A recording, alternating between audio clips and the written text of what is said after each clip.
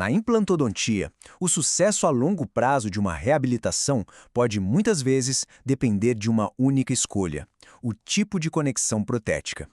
Vamos mergulhar nesse tema para entender por que essa interface é tão, mas tão decisiva.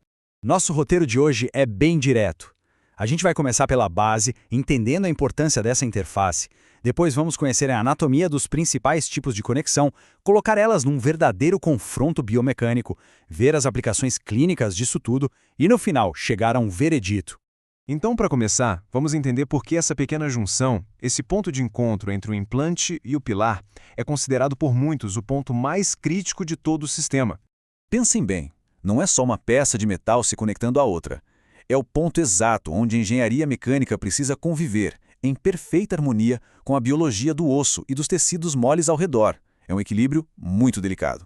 Ou seja, o design dessa conexão vai definir, na prática, a estabilidade da prótese, como as forças da mastigação são distribuídas, a facilidade de manutenção e, o mais importante, o sucesso do caso no longo prazo. Certo. Agora vamos conhecer os 3 grandes protagonistas dessa história. Essencialmente, a gente pode dividir essas conexões em 2 grandes filosofias. De um lado, as conexões por encaixe, como os hexágonos, que sempre têm uma pequena folga.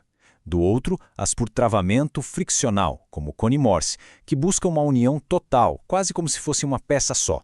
E essa diferença, como vamos ver, é fundamental. O hexágono externo foi o pioneiro, mas a sua baixa altura de contato, ali na casa de 1 milímetro, o transforma em um fulcro, uma espécie de alavanca. Isso significa que, sob forças laterais, a tensão se concentra toda no parafuso, o que aumenta muito o risco de ele afrouxar ou até fraturar. A solução para esse problema veio com o hexágono interno. A sacada foi mover a conexão para dentro do corpo do implante. Isso aprofunda o encaixe, distribui muito melhor as forças laterais e, com isso, protege o parafuso. E essa imagem aqui ilustra brilhantemente o próximo grande salto, a conexão cônica, ou cone Morse. A ideia aqui é criar uma unidade quase monolítica, uma peça única através de uma fricção extremamente intensa. Ok, já conhecemos os designs, mas como eles se comportam de verdade sob a pressão da mastigação? Vamos agora para o confronto biomecânico. Agora, olha que interessante esses dados. Eles vêm de uma análise de elementos finitos, que é basicamente uma simulação de computador super avançada que imita as forças da mastigação. Não é achismo, é ciência. E quando a gente joga esses números num gráfico, a diferença fica gritante. Olhem só o deslocamento do cone Morse. É mínimo. E o que isso significa na prática? Menos micromovimento significa menos estresse nos componentes e no osso, um fator crucial para a longevidade do implante. E essa instabilidade tem consequências clínicas bem diretas. Aquele microgap, a folga no hexágono externo, pode funcionar como uma bomba, sabe? Permitindo a infiltração de bactérias, enquanto todo aquele estresse leva invariavelmente ao afrouxamento do parafuso. O segredo dessa estabilidade toda da conexão cônica é o chamado efeito Morse. O contato friccional preciso, junto com o torque de inserção, cria um travamento mecânico tão forte, tão íntimo, que o conjunto se comporta como se fosse uma peça só. É um fenômeno conhecido como soldagem a frio. Beleza. Mas como é que toda essa ciência se traduz nas decisões clínicas do dia a dia lá no consultório? Vamos pensar na parte da frente da boca, na zona estética. Ali, preservar cada milímetro de osso e tecido gengival é fundamental para um resultado bonito.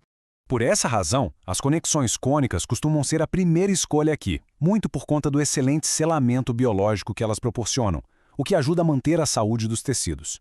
E muitas vezes, elas são combinadas com outro conceito-chave, que é o Platform Switching. A ideia aqui é bem inteligente. Usar um pilar um pouco mais estreito que a plataforma do implante. Isso move a junção para o centro, para longe do osso, o que comprovadamente ajuda a preservar a crista óssea e a estabilidade da gengiva. Agora, vamos para a parte de trás da boca, onde as forças de mastigação são altíssimas. Nessa região, a prioridade máxima é resistência mecânica. Por isso, conexões internas robustas e também as cônicas são o padrão ouro. A capacidade que elas têm de distribuir as altas cargas oclusais minimiza muito o risco de fratura de algum componente.